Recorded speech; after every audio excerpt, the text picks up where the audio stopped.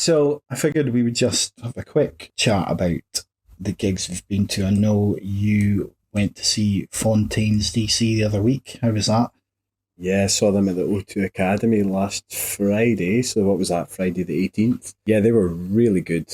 Obviously, as we said, we very nearly didn't go because Boff accidentally booked tickets for the wrong date. But he's going to that gig as well. So he is going to the gig on Monday, I think, in Edinburgh at the Corn Yeah. Exchange. We had balcony standing tickets, which is a bit different for me. I think I've only ever had kind of balcony tickets at one other gig. I think I maybe went to see, was it Bombay Bicycle Club?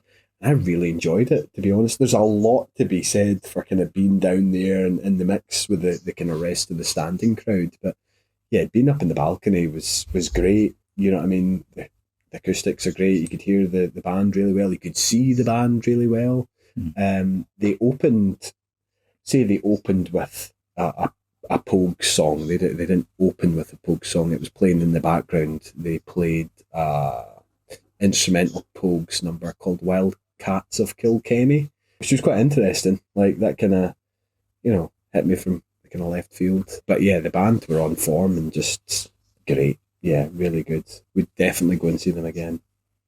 Nice. I've never been on the balcony either, and there's been a few gigs I've been at where I've been down and I've looked up at the balcony. I've been like, I'm kind of jealous of you guys up there.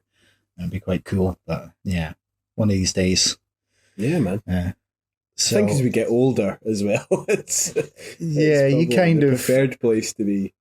You start hanging further and further towards the back, which means you get a worse and worse view, I suppose. But yeah, so the balcony sounds quite nice. The Friday before that, the 11th, I went to see Zeal and Ardor at Oran Mor. I think that's how you pronounce it in Glasgow. I don't know if you've ever been to that venue. I haven't. I know what it is, but I've never been there. Yeah, it's like the West End. It's like a 15-minute tube ride from. I tell you, I went Queen to see Of Monsters and Men there years ago. Oh yeah, that's the only time I've been there. Nice. And well, I'd never been. I didn't even know what it looked like, and I kind of rocked up, and it's like this like amazing looking church. And I was there in the evening, so it's all lit up really nicely. And I was like, oh cool, this is going to be an awesome venue. So I kind of walked up to the front door, and the boy at the door's like, here for the gig? And I'm like, yeah, I'm here for the gig. He's like, oh, round the corner, like down in the basement. I was like, oh, you kind right. of go downstairs, don't you? Aye.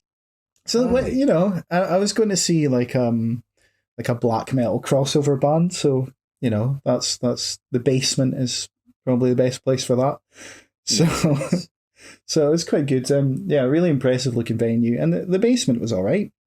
Nice enough for a basement, and reasonably, Good basement. yeah, reasonably like not a tiny venue, but not a huge venue either. But so Zeal and Ardor, they're like I said, they're a black metal crossover band, but it's black metal crossed with like soul music and like the sort of sounds of the Underground Railroad. So like black protest music. Like Oh right, if you think of something like like Wade in the Water, like those kinds of songs were like chain gang music. So it's really interesting, very very heavy, but also really really like melodic, and like you can sort of get involved with the use of these chants and stuff like that. So really cool band. And so the support act was supposed to be a band called Harriet, who are like a sort of really monstrous kind of industrial metal band from the UK.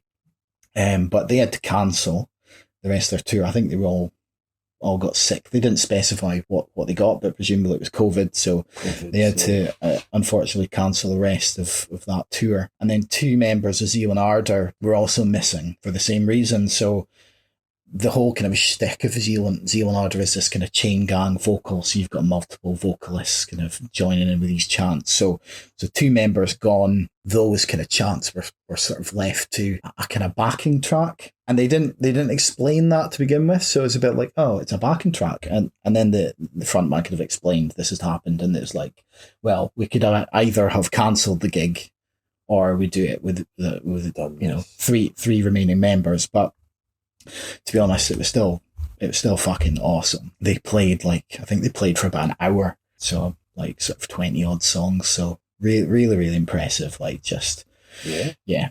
So if that sounds like your thing, like really heavy metal with some really sort of melodic parts, then definitely try and see Zeal Ardor. And you know, I feel like I would want to see them again, but I feel like I definitely need to see them again with all 5 members just to get the kind of full experience. But yeah, that was ace. It's not finished. It's finished.